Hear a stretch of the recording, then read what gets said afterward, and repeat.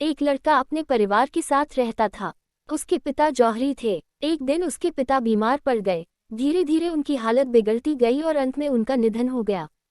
पिता के निधन के बाद परिवार पर आर्थिक संकट आ गया।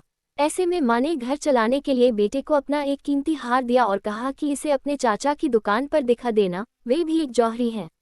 इसे बेचकर जो पैसे मिलेंगे वह ले आना।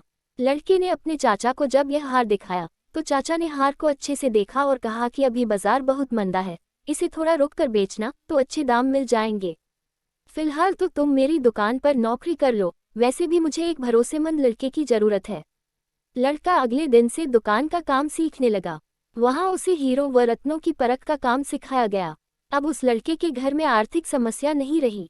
धीरे धीरे रत्नों की परख में उसका यश दूरदराज के शहरों तक फैलने लगा।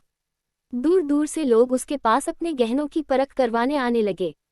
एक बार उसके चाचा ने उसे बुलाया और कहा कि जो हार तुम बेचना चाहते थे उसे अब ले आओ।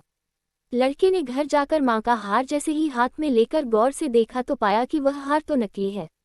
वह तुरंत दौड़कर चाचा के पास पहुंचा और उनसे पूछा कि आपने मुझे तभी सच क्यों नहीं बताया जब मैं इस हार को बेचने आया था।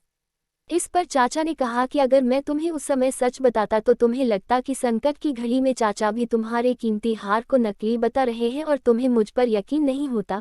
लेकिन आज जब तुम्हें खुद ही गहनों को परखने का ज्ञान हो गया है तो अब तुम खुद असली नकली की पहचान कर सकते हो।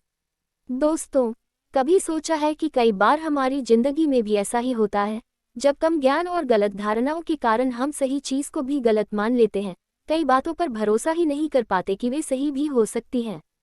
उम्र और समय के साथ जब हमें ज्ञान हो जाता है तब हमें एहसास होता है कि उस वक्त हम कितना गलत थे।